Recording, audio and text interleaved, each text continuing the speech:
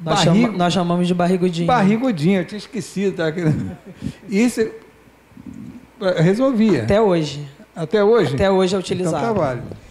É o nosso maior aliado, né, em grandes quantidades de água, né, caixa d'água aí que cisterna, caixa d'água abandonada. Então é o nosso maior aliado. Ainda é até hoje. Mas isso precisa ser mais divulgado.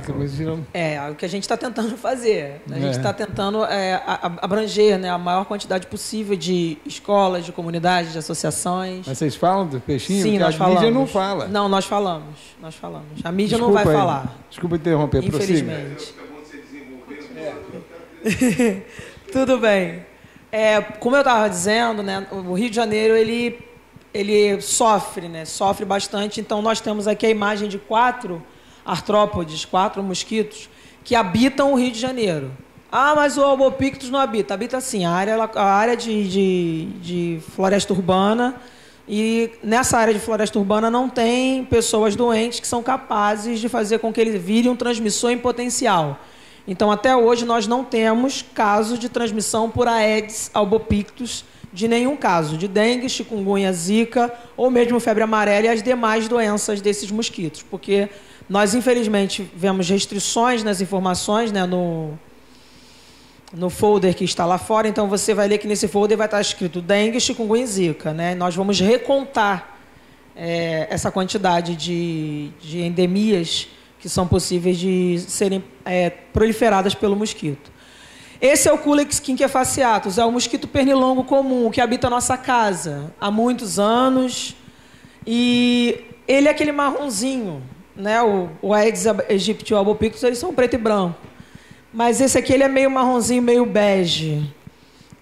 Esse mosquito também, que é o pernilongo comum, ele também transmite uma doença, se chama filariose, o termo técnico, o termo popular é elefantíase, geralmente uma perna bem larga, bem grande, praticamente do tamanho do diâmetro de uma pessoa. Então, uma pessoa do meu tamanho, do meu porte, com uma perna do tamanho do meu porte também, completamente reta. É uma doença que não tem cura, mas tem tratamento, e o serviço público, pelo menos no município do Rio de Janeiro, disponibiliza esse tratamento. Esse aqui em cima é o mosquito anófeles, é o da malária. Nós temos a malária, que é geralmente uma febre palustre, e nós temos 4 tipos de malária: terçã, terçã benigna, quartã, terçã maligna. E é um plasmodium. Ele habita locais onde haja sangue em produção no corpo humano. Então, ele gosta de coração, ele gosta de fígado, ele gosta de baço. E a pessoa que desenvolve malária, ela tem febres que causam tremores.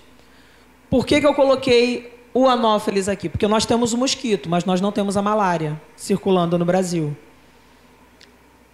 Então, assim, o último caso de malária que eu ouvi falar foi no Hospital dos Servidores do Estado, em outubro de 2012. Então, assim, tem muito tempo, foi um estudante, ele imediatamente procurou a unidade de saúde, ele foi tratado, ele estudou e já foi embora, inclusive. Né? Um rapaz novo. E nós temos o mosquito palha, inclusive é nosso vizinho, fica aqui do lado no Caju, e também habita aí a região da Zona Oeste, Campo Grande. Ele transmite a doença chamada leishmaniose, ela pode ser tegumentar e leishmaniose visceral. Né? A tegumentar provoca feridas demoradas e bastante trabalhosas na pele da pessoa, elas podem até atingir grandes proporções. É uma doença que geralmente é encontrada em cachorros e gatos, mas ela também pode acometer o ser humano. Tem tratamento? Tem tratamento. A visceral é um pouquinho mais complicada. A visceral vai atingir fígado, rins, e é um pouquinho mais trabalhoso o tratamento e é um pouco mais perigoso. Isso significa o quê? Isso significa que nós temos todos eles habitando no Rio de Janeiro. Por que eu faço esse adendo? A estimativa da Riotur é que no período da Olimpíada haja uma circulação no Rio de Janeiro de 250 mil pessoas por dia. Ou seja, o mundo vai entrar no Rio de Janeiro. Na Copa do Mundo, o mundo entrou no Brasil. Esse ano não. É a Olimpíada, o mundo entra no Rio de Janeiro. Então vão vir pessoas de todos os lugares do mundo. Por que eu falo isso? Porque existe a febre japonesa, existe a febre do oeste do Nilo, existe a febre da floresta, existe a febre do Nilo Ocidental, e todas elas são transmitidas por mosquitos. Inclusive, o albopictus ele é capaz de transmitir a maior parte delas, também junto com o nosso Aedes aegypti. Como nós temos esse pessoal todinho morando aqui, então o cuidado ele precisa ser redobrado. A dificuldade, pode passar, a dificuldade que nós temos, ela gira no patamar de que a educação que o carioca, que o brasileiro tem, é de que o problema do lixo, o problema do descarte não é problema dele. É o problema do engenheiro ambiental, é o problema do gari, é o problema da Conlurb, não é problema meu. Peraí, amigo. É o microfone, mas ele levantou a mão primeiro. Ele levantou a mão primeiro. Ele levantou a mão primeiro. Tem o microfone. Pode perguntar, doutor. Repetindo, meu nome é Tadeu Morelli, sou da Comissão Nacional de Energia Nuclear, aposentado. É o seguinte, a elefantise, eu vi uma jovem e fiquei muito triste, eu não sabia que era terrível desse jeito.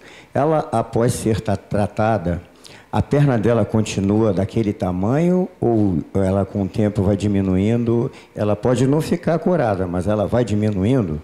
Existem formas de diminuir o tamanho dessa perna. Inclusive, tem um gesso especial.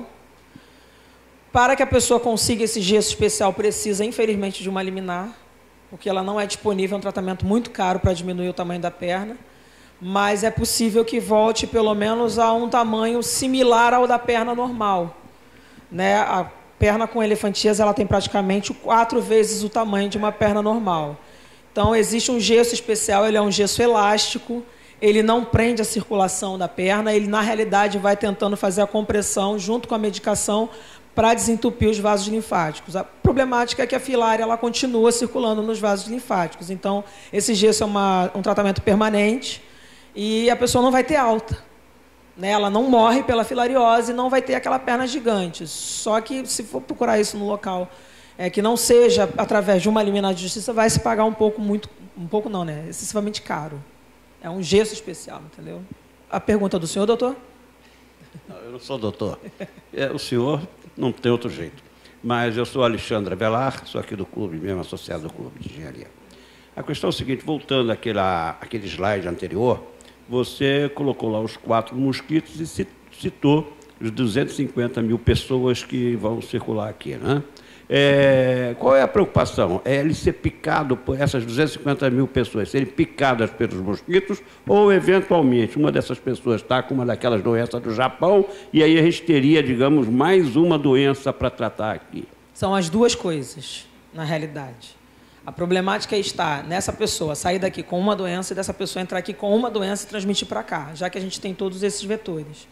A preocupação ela é mútua. Muitas vezes a gente ouve o pessoal reclamando, dizendo que isso é um problema da Anvisa, isso é um problema da vigilância sanitária, isso é um problema da ANS. Por que eles não fazem um sistema de barreiras? Vou dar um exemplo.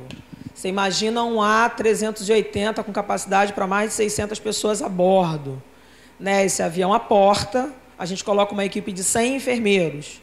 No 10º paciente que cada enfermeiro desse vai funcionar para poder fazer um exame de quarentena, já aportou um A330, já entrou um 747, já entrou também na Baía de Guanabara um outro transatlântico com 6 mil pessoas a bordo. Então, é um controle que em nenhum lugar no mundo ele é feito. E nós temos dados potenciais com relação à gravidade dessas doenças? Tem um foco maior ou é tudo, se aconteceu, aconteceu? Não, o que a gente tem é um trabalho muito complexo sendo realizado pela Prefeitura do Rio, principalmente aqui na área onde nós temos o porto, o aeroporto Anjobim e o aeroporto internacional que fica na ilha. Tem um trabalho muito complexo, junto com o Ministério da Saúde, o CESPA, a FUNASA e a Secretaria Municipal de Saúde, para poder realizar uma blindagem de entrada. Então, na blindagem de entrada, tem um raio de ação, que eu não vou saber lhe precisar isso, porque é um dado da própria FUNASA e do Ministério da Saúde. Tem um raio de ação que é feito uma varredura por equipes especializadas em localizar, o pessoal nosso, né, em localizar focos em potencial, locais com potencial para que esses focos nasçam, e também um fumaceio específico, que a gente chama de ultra baixo volume, que é a UBV. Então, as pessoas saem com seus macacões e a bomba de ultra baixo volume para eliminar os vetores dessas localidades. Obviamente, essas localidades que eu citei, elas têm um sistema de transporte específico e as pessoas aonde elas vão estar condicionadas a assistir os jogos, também na localidade dos jogos está sendo já realizado desde o início do ano outro trabalho de bloqueio em volta, tanto dos estádios quanto dos locais de prova aberta, o pessoal do ciclismo que vai estar em Deodoro, o pessoal da Barra da Tijuca, o pessoal do centro do Rio, o pessoal da Zona Sul. Existe um trabalho, uma complexidade sendo realizada. Pode não aparecer na televisão, mas o agente de controle de endemias no município do Rio ele tem um serviço tão complexo que demorou mais de 10 anos para a própria CBO reconhecer o nosso trabalho e fazer a descrição detalhada daquilo que a gente faz. Então, existe esse trabalho sendo feito, existe um bloqueio sendo realizado com constância. O Rio de Janeiro tem um preparo, tem agentes específicos para poder atuar nessa situação. A nossa preocupação realmente é que as pessoas não venham aderir, né, a essa briga, porque existem falhas no governo brasileiro com relação a saneamento básico, distribuição de água? Sim, existem. Mas hoje, por exemplo, essa palestra está online e tem muita gente vendo, tem pessoas que estão vendo na companhia de um colega e o que a gente está falando é o quê? Muito mais focado em educação, em saúde, né, no próprio tratamento do lixo, no próprio descarte, na coleta, na separação da coleta, porque a gente fala, não, eu faço a separação correta, eu separo o orgânico, eu separo o inservível, computador, armário, coisas que eu não vou utilizar mais, queimou, não tem mais serventia, eu separo o papelão, separo o plástico, mas infelizmente não tem a coleta seletiva. Se você faz, você pode exigir. Então, o interessante, e até um jornalista de uma rádio que eu ouço todos os dias de manhã, ele falou isso muito bem falado, que ele separou, né, todo o lixo dele de forma ecologicamente correta. Ele demorou um mês para que esse lixo fosse recolhido. Então, ele aproveitou que ele estava na rádio, porque ele é jornalista, e ele fez essa reclamação, e a partir de então, o pessoal da coleta seletiva começou a transitar pela rua dele. Ele mora em Botafogo, e é na Zona Sul do Rio. Obviamente, as pessoas acreditam que na Zona Sul tenha muito mais investida do governo do que na Zona Norte, na Baixada Fluminense. Mas, mesmo morando na Zona Sul, ele teve dificuldade de ter uma coleta seletiva. Então, se a gente começar a fazer, a gente consegue exigir, consegue pedir, consegue fazer com que essa máquina funcione de uma maneira melhor. Eu posso fazer uma intervenção novamente? Pode. Bom, aí entra uma parte de engenharia. Sim. Né? Você citou, no começo da sua palestra, a respeito de um grupo de japoneses que estiveram realmente aqui no Brasil, isso foi bastante divulgado pela mídia, né? E eles fazendo essa coleta. Acontece que também nós tivemos aqui no Brasil a Rio Mais 20, né? Rio Mais 20. Que é uma conferência internacional de meio ambiente. E nós participamos da delegação brasileira e participamos também de um evento paralelo, né, que foi um evento sobre conscientização ambiental, tá? Que é um pouco diferente da questão da educação ambiental, mas está implícito, e a educação ambiental ampliou também para o seu campo para a conscientização ambiental. Então, esse evento mostrou uma coisa impressionante. A produção industrial é tão grande, né, que é impossível, por mais que nós façamos a coleta seletiva, de selecionar, seja aqui no Brasil ou em qualquer parte do mundo. Aliás, em países que têm, por exemplo, uma grande produção industrial, como os Estados Unidos, por exemplo. Grande poluidor também. Não, é um grande poluidor. Grande poluidor. Não dá, não tem capacidade. Não assinou o protocolo de Kyoto. Né? A Tetra Pak, né? A Tetra Pak, escuta, tira a Tetra Pak aí. Né? Falou que um caminhão da Tetra Pak carrega 1 milhão de embalagens. Um caminhão carrega 1 milhão de embalagens. E eu fiquei pensando, e os outros? Né? Eu vi um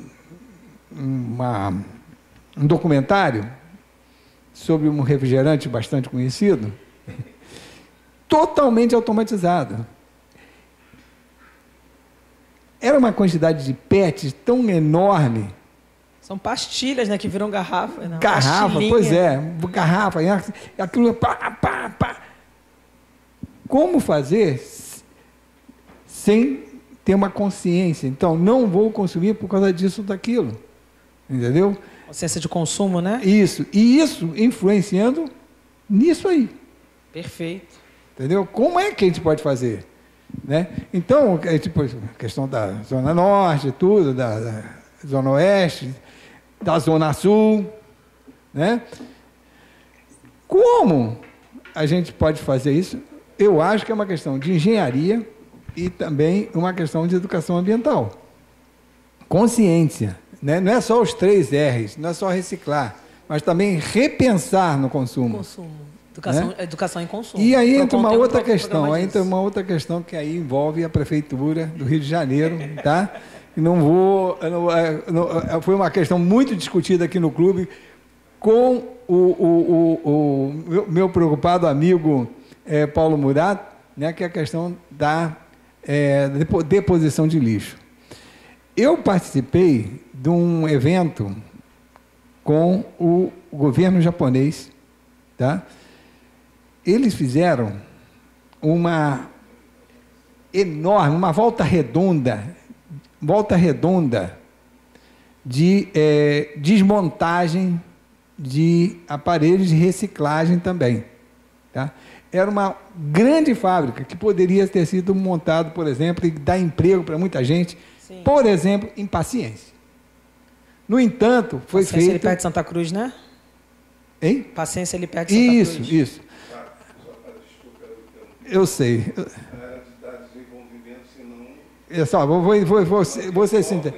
No entanto, foi feito um depósito de lixo em cima de um aquífero. Foi feito. Né? Desculpa, você tem razão. Não, tranquilo.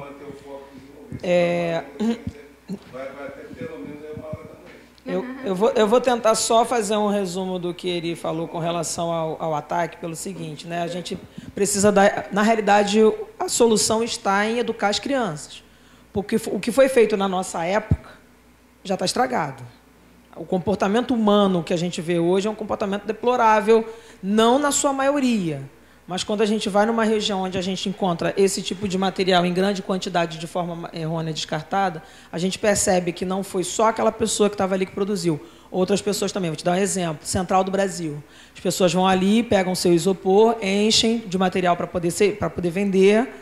Né? Essas pessoas não moram ali na região da Central do Brasil, eu moro ali. Essas pessoas deixam todo o material que foi descartado com relação às suas bebidas e aos biscoitos, deixam todos ali no meio da rua e fica ali no meio da rua até a hora que eu chego, porque o caminhão de coleta só passa meia-noite, é o horário que eu estou chegando da faculdade. E essas pessoas vão vender em outros locais, geralmente na Zona Sul. Então, o consumidor, tanto do centro quanto da Zona Sul, ou do próprio entorno do centro da cidade, acaba colaborando. Por quê? Porque ele também não faz o descarte correto. Ele vai para a Zona Sul, ele vai tirar tampinha, ele vai tirar copinho, não é problema meu, isso é problema do gari. O gari precisa de emprego, eu vou jogar no chão. Eu, como gari, eu já ouvi essa frase. E não é uma frase boa de se ouvir. Isso porque eu fui gari, eu trabalhei na rua, eu varri rua. Então, assim, se a gente for reparar o comportamento humano, há muitos anos ele não tem nenhum tipo de reeducação própria e consciente. Por quê? Porque nós vimos que aconteceu em Pripyat, no acidente de Chernobyl, uma catástrofe nuclear que demorou 8 dias para poder vir a público. A nuvem já tinha coberto o céu da Europa, já tinha tomado o céu da Europa. E demorou 8 dias para vir a público. Quando aconteceu o acidente de Fukushima, foi o mesmo problema, 20 dias. 20 dias de material radioativo vazando no oceano. Então, as pessoas não aprendem. Né? As pessoas que têm o poder, elas não aprendem que elas estão lidando com vidas. E isso causa um desconforto em quem está embaixo. Porque se você não vê um ato de humanidade, de empatia, vindo de quem te governa, vindo de quem te domina tecnicamente falando, a pessoa que está embaixo ela não vai ter empatia nenhuma. É o famoso jeitinho brasileiro. Se lá pode fazer, eu também posso. Não pode fazer. E cortar isso pela raiz, só com criança e só com educação, e tem que ser para ontem. né? Tem que ser para ontem. E porque essa geração é a geração que vai estar sendo sacrificada por conta desse pessoalzinho. Bom, essas são imagens eletrônicas captadas da internet. Todas elas têm a sua fonte no último slide. Tá? Cada fotografia, cada imagem que aparece nesse slide, ela tem a sua fonte no último slide.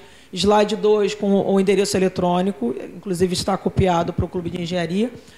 Como foi explicado no caso do Zika vírus, essa aqui é a camada externa do Zika vírus. O Zika vírus ele é semelhante ao mosquito ao vírus da dengue, tipo 1. Na parte que envolve o dengue tipo 1, tem uns corpúsculos, né, que compõem esse vírus, que fazem a diferenciação dele só na imagem eletrônica. Mas só que com aquele panfleto que nós mostramos sobre dengue, chikungunya e zika, aqui nós temos quantos problemas? Aqui nós temos 6. Nós temos aqui dengue tipo 1, 2, 3, 4, zika vírus e vírus chikungunya. Né? Zika significa